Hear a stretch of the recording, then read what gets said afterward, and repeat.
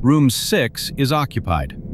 It has been occupied since 1998. Do not clean it. Do not enter it. Do not rent it. If the guest in room 6 calls the front desk, and he will, let it ring. That was rule 6. There were 8. I want to be clear that I did not take this job because I was brave or curious or because I wanted a story to tell. I took it because I was 4 months behind on a car I had already stopped driving, and the listing said no experience necessary, overnight, cash, weekly. The Bellwood Motor Inn sits on Route 9 about 2 hours north of anywhere you've heard of. 22 rooms in an L around a parking lot. An ice machine at the elbow of the L that runs all night and can be heard from every room, which the owner considered a feature. The woman who hired me was named Corinne. She had run the place for 19 years, and she interviewed me for 4 minutes. She didn't ask about experience. She asked if I lived alone and whether anyone would notice if I changed my phone number. I told her yes and no, in that order, and she said that was fine, and slid the laminated sheet across the counter. "Read it twice," she said. "Then read it again on your first night. Then you'll have it." I asked if it was a joke. She said, "Rule 1. Rule 1. Your shift is 11 at night to 7 in the morning. Be behind the desk by 10:55. Do not be outside at 11. Rule 2. Check in anyone holding a reservation. Anyone without one, take a photograph of their license and put it in the drawer. Do not ask why. Rule 3. The ice machine runs all night. If it stops, turn on the office radio and turn it up. Do not go and look. Rule 4. There are towels in the cabinet under the desk. Guests may come for them at any hour. After 2 in the morning, hand them over the counter. Do not walk them to the room. Rule 5. Between 3 and 3:40, the no vacancy sign stays on. It does not matter if the lot is empty. It does not matter who is standing outside. Rule 6, you already know. Rule 7. If someone checks in and the register shows they are already checked in, give them the same room. Do not correct the register. Rule 8. At 6:50 in the morning, unlock the front door. Not before. At the bottom of the sheet, under Rule 8, someone had written in blue ballpoint, "They are all the same rule." I asked Corinne about it. She said the last clerk wrote that, and that he had been a talker. My first 6 nights were nothing. That's the part nobody tells you about a job like this. It's boring. It is aggressively, physically boring. I checked in 9 people in 6 nights. I read 4 paperbacks. I learned that the ice machine has a cycle, a shudder, a long hum, and a clatter of ice dropping about every 40 minutes. And I learned it well enough that on the 7th night, I noticed when it stopped. On the 4th night, I opened the drawer. Rule 2 says photograph the license of anyone without a reservation and put it in the drawer. It does not say the drawer will be full. It was full. Not full like a busy month, full like a filing system nobody had ever emptied. 4 inches deep, the ones at the bottom curled and brown at the edges. I did the arithmetic. 22 rooms, 19 years. It didn't come close. The one on top was a man named Peter Vance, issued in a state 400 miles from here, expired in 2011. I know that name because it's on the emergency contact card taped inside the office door, in the slot marked Previous Employee. I put it back exactly where I found it, and I closed the drawer, and I did not open it again. It stopped at 2:50 in the morning, mid-hum.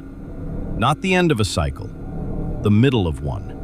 The silence had a shape to it. I hadn't understood that silence could arrive rather than simply be there. But it arrived, the way a person arrives in a doorway behind you. I turned on the radio. I turned it up. I want to say I did that because I'm sensible and I follow instructions. The truth is that I did it because my hand was already moving, and some part of me that is older than my opinions had decided. 11 minutes later, the ice machine shuddered, hummed, and dropped a load of ice. I sat there with the radio playing a farm report from a station 2 counties away, and I did not feel relieved. I felt permitted. 3 o'clock. I turned on the no vacancy sign. At 3:20, a man came up to the window and stood with his hands at his sides and looked at the sign for 4 minutes. Not at me, at the sign. Then he walked back into the lot, and I did not watch where he went because Rule 5 doesn't tell you not to watch, and I have thought about that a great deal since. Rule 7 happened on my 8th night, and it happened so gently that I almost didn't notice it. A woman checked in at 1 in the morning. No reservation, license, photographed, room 14. Pleasant, tired. Asked whether the ice machine was loud. I said it was. 40 minutes later, she came back to the desk and asked to check in. The register already had her in room 14. Same name, same time, same room. I had typed it myself. I gave her room 14. I did not correct the register. She said thank you, and she walked out past the ice machine, and I heard the door of room 14 open and close exactly once. I have decided not to think about that one. It's the only rule I've never wanted explained. At 3:12 on my 9th night, the phone rang. The desk phone at the Bellwood is old enough to have a lit panel showing which room is calling. The light beside RM6 was on. I had been told this would happen. I had been told, in writing, exactly what to do about it. And what to do about it was nothing. It rang for 6 minutes. Here is what I have never been able to explain to anyone. It was not a frightening sound. It was a patient sound. It rang the way someone knocks when they know you're home and they're willing to wait. And on the 4th minute, I thought, what if it's a guest? What if someone is in there and has been in there since 1998? I picked it up. I didn't say anything. I want that on the record. I lifted the receiver and I held it against my ear and I said nothing at all. There was no breathing. There was no voice. There was the sound of a room with the TV off and the window shut and the air conditioner not running. A room being quiet at me. And then, very clearly from the other end, the sound of a phone being picked up.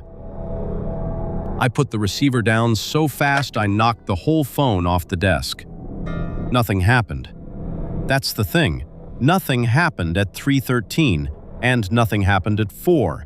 And at 6:50, I unlocked the front door with hands that didn't work properly.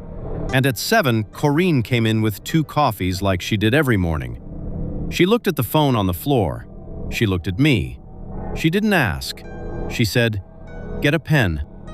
Rule 9. If the phone rings from room 6 at 3:12 in the morning, let it ring. If you pick it up, do not speak.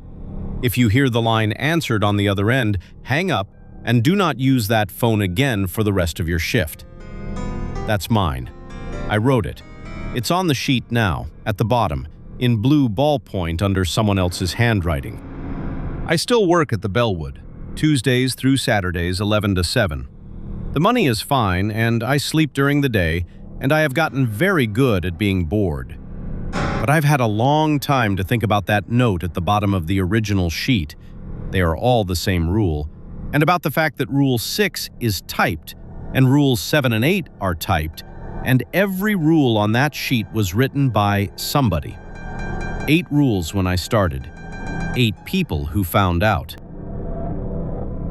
I made it 9. Read it twice. Then read it again on your first night. Then you'll have it.